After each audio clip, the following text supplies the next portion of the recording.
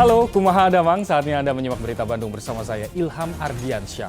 Sejumlah berita menarik akan kami sajikan untuk Anda dan berikut 3 berita utama hari ini.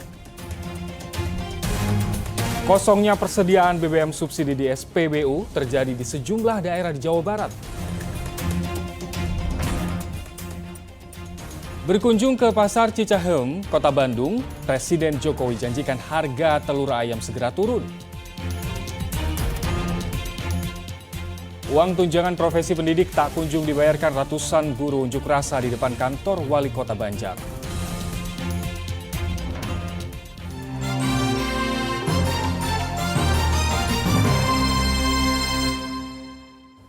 Kita ke informasi pertama. Di tengah keinginan pemerintah untuk menaikkan harga BBM subsidi, pasokan BBM subsidi di sejumlah daerah Jawa Barat menipis. Sejumlah SPBU tutup dan warga antre menunggu pasokan BBM datang.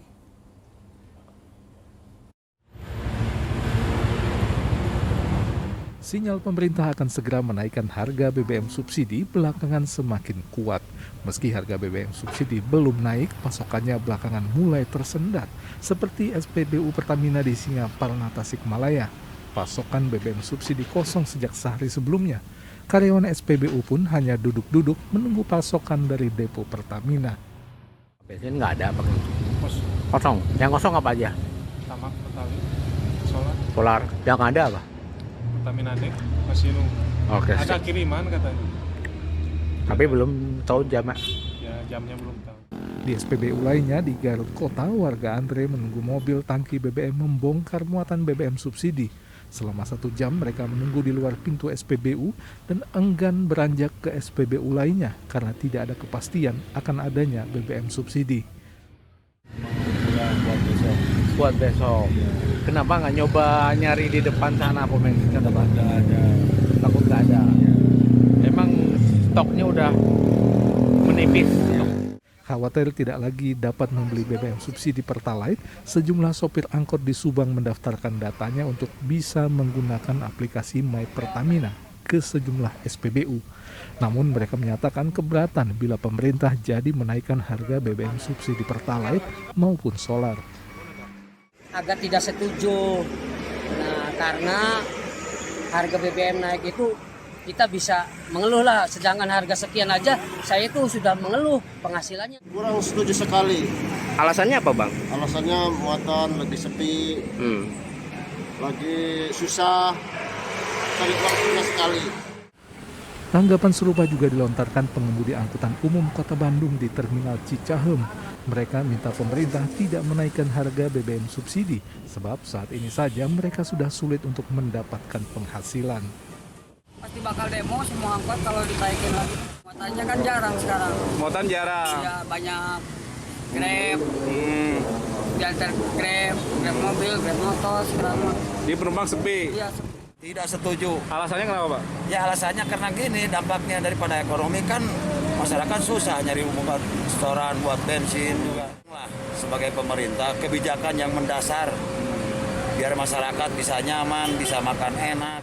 Meski pemerintah mengeluhkan membengkaknya subsidi BBM yang memberatkan anggaran, masyarakat minta pemerintah memikirkan kembali pilihan kebijakan menaikkan harga BBM subsidi, sebab kondisi perekonomian rakyat berpenghasilan rendah belum pulih setelah 2 tahun didera pandemi. Tim Liputan melaporkan. Harga telur ayam masih terus bergejolak. Terus naiknya harga pakan dan pengadaan telur untuk bansos jadi penyebab utama tingginya harga telur.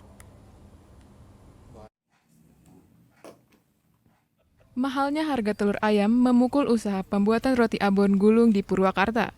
Harga telur yang mencapai Rp32.000 per kilogram menggerus keuntungan. Tak hanya telur, bahan utama roti yaitu tepung terigu juga harganya terus naik. Meski tak menaikkan harga, Mujada, pemilik usaha roti abon gulung, mensiasatinya dengan memperkecil ukuran roti dan kemasannya.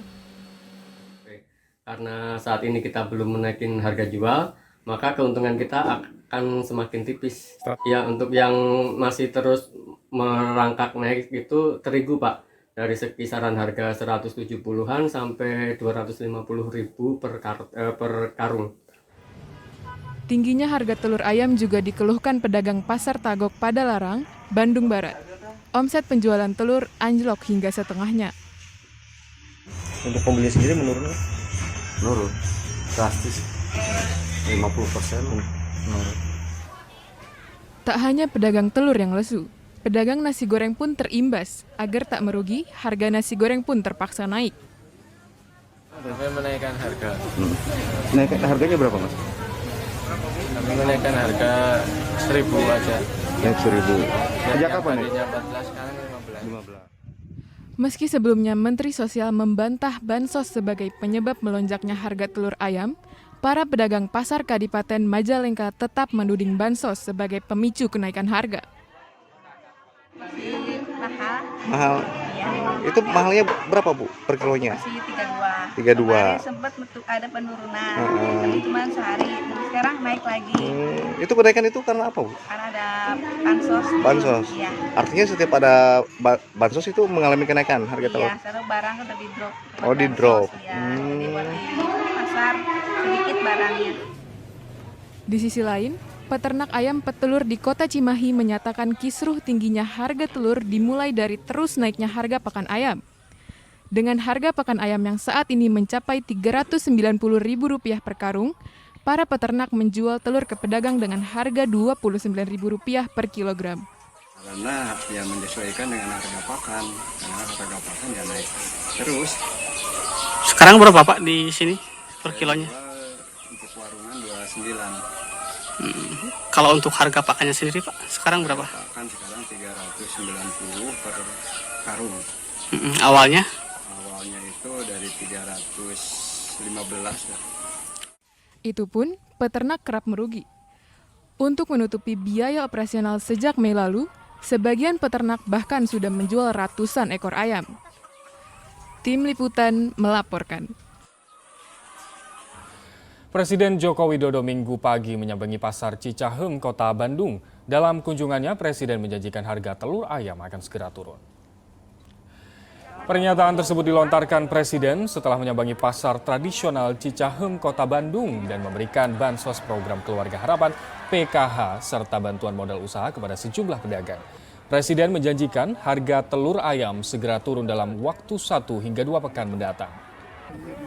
Ini kan pertama karena memang pakan ternak yang naik. Yang kedua ini fluktuasi biasa. Nanti ini ke 2 minggu ini akan insya Allah akan turun. Harga BPNT Pak? Ya ada juga demand permintaan yang dibagikan kepada masyarakat kan juga sama saja. Muternya juga di masyarakat. Kita ke informasi selanjutnya. Yayasan Pundi Amal Peduli Kasih SCTV Indosiar memberikan ratusan paket sembako kepada warga Bandung Barat. Bakti sosial ini juga disertai peresmian pusat kerajinan bambu di wilayah tersebut. YPP SCTV Indosiar bekerja sama dengan Pusat Pengembangan Bisnis dan Keterampilan atau Pusbik menggelar bakti sosial di Kampung Ciburui, Desa Sukamulya, Kecamatan Cipongkor, Bandung Barat.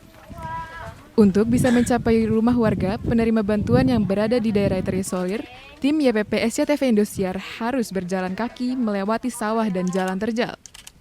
Namun, begitu tim sampai di rumah warga, kebahagiaan pun terpancar dari wajah mereka. Didampingi tokoh masyarakat setempat, tim menyerahkan bantuan kepada warga yang sebagian besar adalah lansia.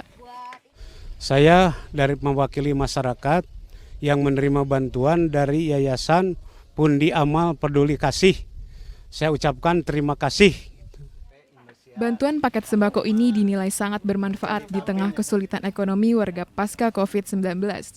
Yang mudah-mudahan saya kira kerjasama ini bisa terus dilanjutkan sehubungan kondisi di lingkungan yang memang sebagian besar masyarakat kita itu sangat memerlukan bantuan yang diberikan oleh YPP Indosiar dan SCTV.